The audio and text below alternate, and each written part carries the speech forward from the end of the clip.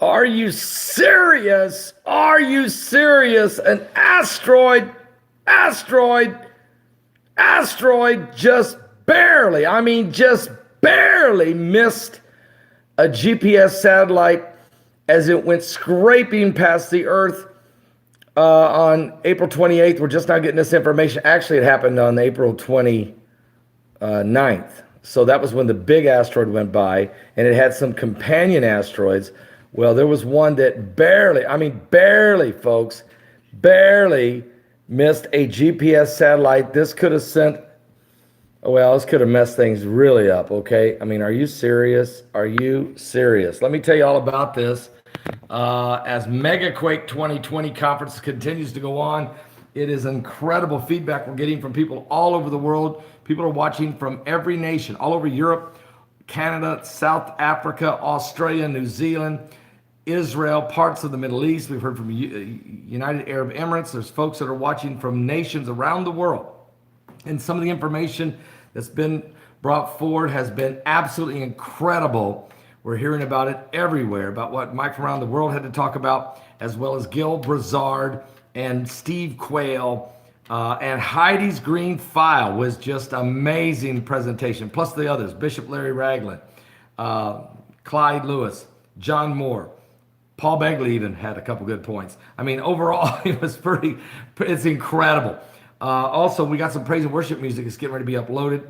That's taken us a little longer than we wanted to. It was such a long file, but it will be up as well. So check that out. That'll be Sandy Ragland singing a couple of beautiful praise and worship songs. But first, let's take a look. Can I put a shout out real fast right now? Let's put a shout out real fast, if I could, for health. www.healthwithpaul.com. That's www.healthwithpaul.com. In the year 2020, it is so important, folks, to keep your body healthy all the time. Collagen may be the closest thing we'll ever get to the real fountain of youth, while also forming a wall of defense between your immune system and the rest of your body. The older you are, in fact, the more likely it's caught your attention, and for good reason. Many health experts now agree that consuming collagen, and I'm only talking about plant and animal collagen. I will not endorse human collagen. It's crucial, folks. It really is. It's crucial that we renew, we get renewed and revitalized. And it's amazing how good you'll look and feel if you can replenish some of this collagen you're losing, okay? After all, collagen is the most abundant protein in your body and is essentially the glue that holds you together. There's no doubt about it. In fact, after age 20, every decade you lose about 12% of your collagen that's produced in your skin each decade. And for some people, it's even greater than that. So this means by the time you're middle-aged like me, are you serious? You could be producing less than half of the collagen you did in your youth. Not good. But even worse, various lifestyle factors for some of you, maybe being exposed to, some poor diet, smoking, pollution, stress, and excessive sun exposure can deplete your collagen levels even faster. So visit www.healthwithpaul.com. That's www.healthwithpaul.com and secure your supply of the best collagen on the market. I trust it, and I believe you will too. Well, let me just say quickly now, here's what's going on with this asteroid. Asteroid had a very close encounter with the GPS systems, the geosynchronous satellites. A small asteroid, which I covered, I talked about it, came within a cosmic hairbreadth of the ring of communication satellites circling the Earth. This could have been catastrophic, cataclysmic on the GPS system. As these GPS systems orbit the Earth, passing by our planet at an altitude of about 22,000 miles, all those satellites going around the Earth, as they went by, an asteroid that was about 20 foot in diameter, about a 20-foot rock, come whizzing right through the satellite band, right through it, 22,000 miles from the surface of the Earth.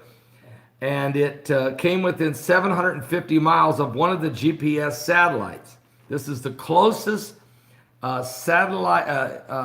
satellite near miss recorded in history so far. And guys, if you've been watching the Megaquake conference, you know that Gil Brazard and some of the others, and the incoming cloud of debris by Mike Around the World in his presentation, there's no way we're going to get past this. And what about my presentation on the heavenly fire? I mean, we've got the cosmic fire, the dust, the radiation levels, and the gigantic asteroid Apophis that's coming on Friday, April 13, 2029. But before that gets here, there's debris clouds, debris fields coming in. And Gil Brazard even says that, that Planet X in late March of 2021 will become even visible to the naked eye, and certainly bringing a ton of debris. And this is going to be earth-changing, guys. Now, when we think of the danger that asteroids pose to the Earth, we usually think of one crashing into our planet, like the one that killed off the dinosaurs, okay? And some of the prehistoric collisions that we've had. But as we become more of a spacefaring species dependent on orbital satellites, such asteroids can potentially cause a ton of damage if they pass too close to the Earth and hit our satellites.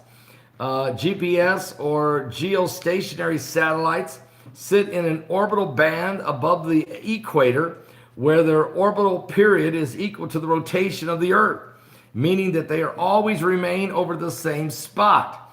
These satellites form a backbone of orbital telecommunication systems, and mission planners go to the great length to make sure that these spacecraft don't interfere with one or the other. In other words, it's sort of like, air traffic control in space. However, sometimes unexpected hazards can appear quite suddenly. And according to the European Space